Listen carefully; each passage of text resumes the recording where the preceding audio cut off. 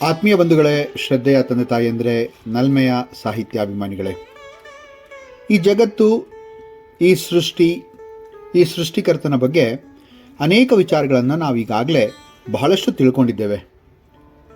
ಪರಬ್ರಹ್ಮನ ಲೀಲೆ ಆಗಲಿ ಅಥವಾ ಈ ಜಗತ್ತಿನ ಒಂದು ಉಳಿವಿಕೆ ಅಥವಾ ಅದರ ಒಂದು ಬೆಳವಣಿಗೆಗೆ ಪೂರಕವಾದಂತಹ ವಿಚಾರಗಳನ್ನು ನಾವಾಗಲೇ ಬಹಳಷ್ಟು ಬಾರಿ DVG ಅವರ ಹಿಂದಿನ ಕಗ್ಗಗಳಲ್ಲಿ ನಾವು ಅರಿತುಕೊಂಡಿದ್ದೇವೆ.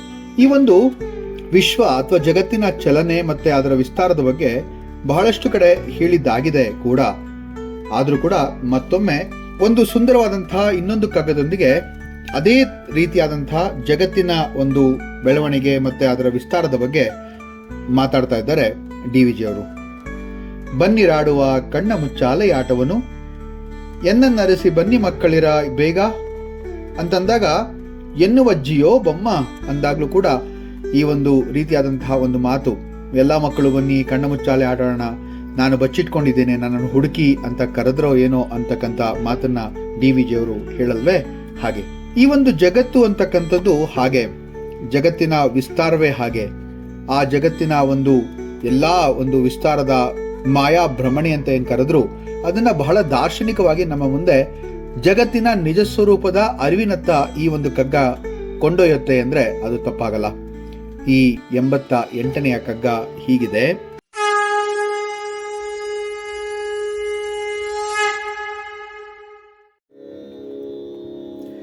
ಚಲನೆ ವಿಶ್ವಾಸ್ತರಣೆಯದುವೆ ಮಾಯಾ ಭ್ರಮಣೆ, ಸಲೆ ಬಗೆಯಲದು ಪರಬ್ರಹ್ಮ ವಿಸ್ಫುರಣೆ.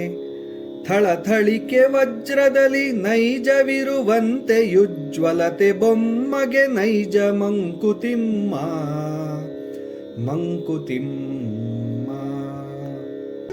ಚಲನೆ ವಿಶ್ವಾಸ್ತರಣೆಯದುವೆ ಮಾಯಾ ಭ್ರಮಣೆ ಅಂತ ಹೇಳ್ತಾರೆ. ಚಲನೆ ಅಂದ್ರೆ ಚಲಿಸುವಿಕೆ ಅಥವಾ ಕ್ರಿಯೆಗಳು ಅಂತ ಹೇಳಿದ್ರೆ ತಪ್ಪಾಗಲ್ಲ.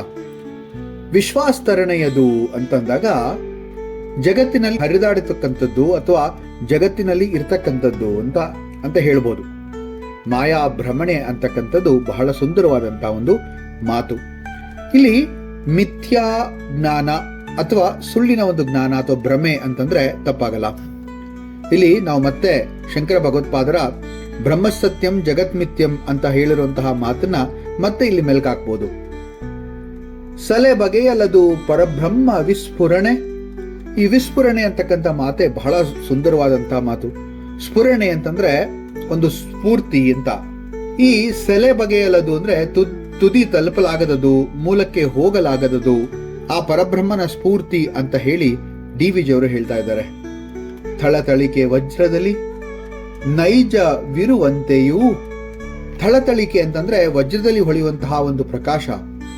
ಆ ಪ್ರಕಾಶ ನೈಜವಾಗಿ ಅಂದ್ರೆ ನಿಜವಾಗಿ ಇರತಕ್ಕಂತಹ ರೀತಿಯಲ್ಲಿ ಜ್ವಲತೆ ಬೊಮ್ಮಗೆ ನೈಜ. ಜ್ವಲತೆ ಅಂತಂದ್ರೆ ಹೊಳೆಯುವಿಕೆ, ಅದು ಆ ಬೊಮ್ಮನಿಗೆ ಅಂದ್ರೆ ಆ ಒಂದು ಪರಬ್ರಹ್ಮನಿಗೆ, ಆ ತೊಗಟಿನ ಗೊಂಬೆಗೆ ನಿಜವೆನಿಸಬಹುದು ಅಂತ ಹೇಳ್ತಾ ಇದ್ದಾರೆ. ನಾವು ನೋಡುವಂತಹ ಈ ಲೋಕದಲ್ಲಿ ಎಲ್ಲವೂ ಚಲನೆ ಅಂದ್ರೆ ರೇಖೆಯಂತೆಯೇ ಹರಿದಾಡುತ್ತಿರುವ ಪ್ರಕ್ರಿಯೆಗಳೇ ಆಗಿದೆ. ಈ ಚಲನೆಗಳನ್ನ ನಾವೇ ನಿಜವೆಂದು ಭಾವಿಸಿ ಅಲ್ಲಿ ಸ್ಥಾಯಿತ್ವ ಇದೆ ಅಂತಕ್ಕಂತಹ ಒಂದು ಮಿಥ್ಯ ಜ್ಞಾನ ಅಂದ್ರೆ ಭ್ರಮೆಯಲ್ಲಿಯೇ ಬದುಕ್ತೇವೆ. ಇದನ್ನ ಮಾಯಾ ಭ್ರಮಣೆ ಅಂತ ಕರೆದಿದ್ದಾರೆ ಇಲ್ಲಿ DVG ಅವರು. ಏಕೆಂದರೆ ಈ ಮಾಯಾ ಭ್ರಮಣೆ ಅಂತಂದ್ರೆ ಜಗತ್ತಿನ ಎಲ್ಲಾ ಚಲನಾತ್ಮಕ ವಿಷಯಗಳು ಬದಲಾಯಿಸಬಲ್ಲವು, ನಾಶವಾಗಬಲ್ಲವು, ಆದ್ರೆ ನಿಜವಿರುವುದು ಮಾತ್ರ ಆ ಅವ್ಯಯವಾದ ಪರಬ್ರಹ್ಮ ಅಂತಂದ್ರೆ ತಪ್ಪಾಗಲ್ಲ. ಎಷ್ಟು ಸುಂದರವಾಗಿ ಇಲ್ಲಿ ಹೇಳ್ತಾ ಇದ್ದಾರೆ.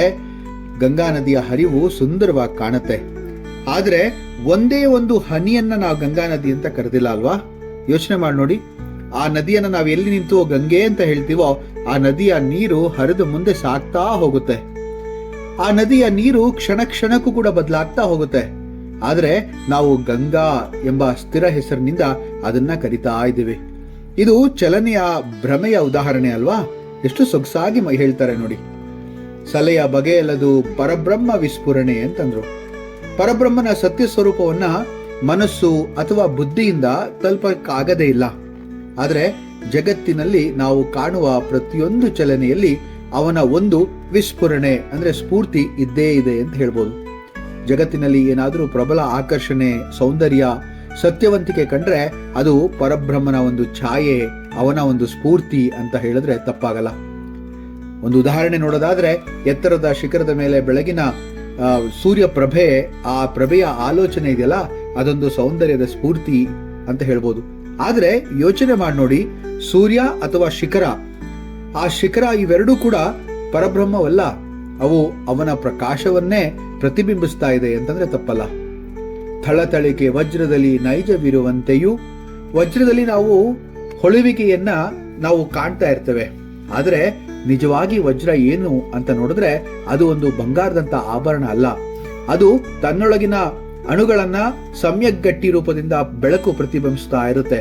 ಅದರಲ್ಲಿ ನಿಜತೆಯ ಆಭಾಸವಿದೆ, ಆದರೆ ಅದು ನಿಜವಲ್ಲ, ಅದು ಆಕರ್ಷಣೆಯಲ್ಲ, ಅದು ಪರಬ್ರಹ್ಮವಲ್ಲ.